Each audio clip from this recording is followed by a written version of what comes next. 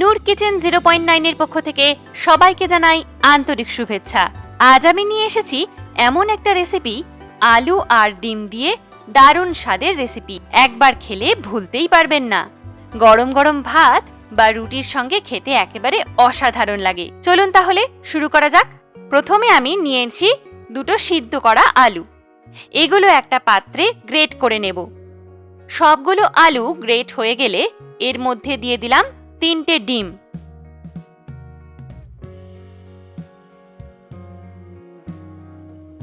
কিছুটা পেঁয়াজ কুচি, সামান্য হলুদ গুঁড়ো, সামান্য ধনে গুঁড়ো, সামান্য জিরে গুঁড়ো, সামান্য শুকনো লঙ্কা গুঁড়ো আর স্বাদমতো লবণ। সব উপকরণ একসাথে ভালো করে মিশিয়ে নেব। একটি ছোট্ট অনুরোধ, যারা ইউটিউব থেকে ভিডিওটি দেখছেন তারা সাবস্ক্রাইব করে পাশে থাকবেন, আর যারা ফেসবুক থেকে দেখছেন তারা ফলো করে পাশে থাকবেন।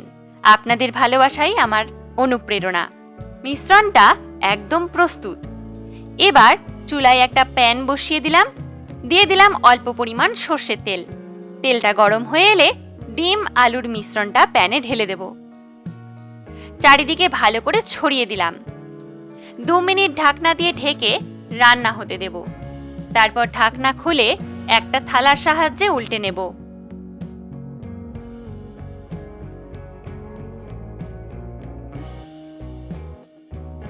দুই দিক সুন্দর করে ভাজা হলে তুলে নেব। অল্প ঠান্ডা হলে ছোট ছোট পিস করে কেটে নেব।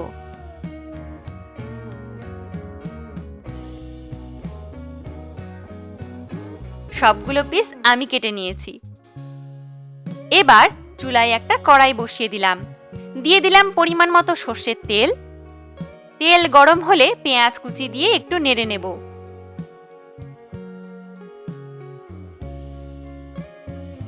তারপর 1 চা চামচ আদা রসুন বাটা দিয়ে ভেজে নেব।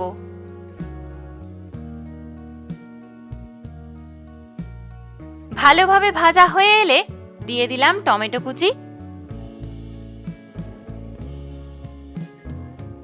হাফ চা চামচ হলুদ গুঁড়ো, হাফ চা চামচ ধনে গুঁড়ো, হাফ চা চামচ জিরের গুঁড়ো, 1 চা চামচ শুকনো লঙ্কা গুঁড়ো আর স্বাদমতো লবণ। সব একসাথে ভালোভাবে ভেজে নেব। তারপর অল্প জল দিয়ে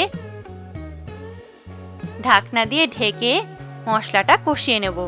মশলার উপর থেকে তেল ভেসে উঠেছে মানে মশলা কষানো হয়ে গেছে। এবার দিয়ে দিলাম পরিমাণ মতো জল।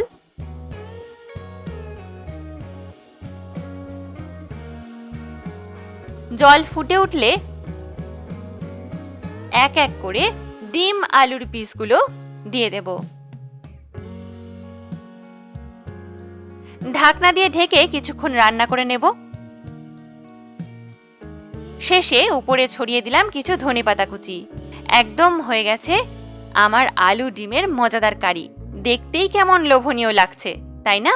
গরম গরম ভাত বা রুটির সঙ্গে পরিবেশন করুন। সবাই চেটেপুটে খাবে। ভিডিওটি যদি ভালো লাগে তাহলে লাইক, কমেন্ট ও শেয়ার করতে ভুলবেন না। আপনাদের ভালোবাসা আমার জন্য অনেক বড় উপহার। ধন্যবাদ।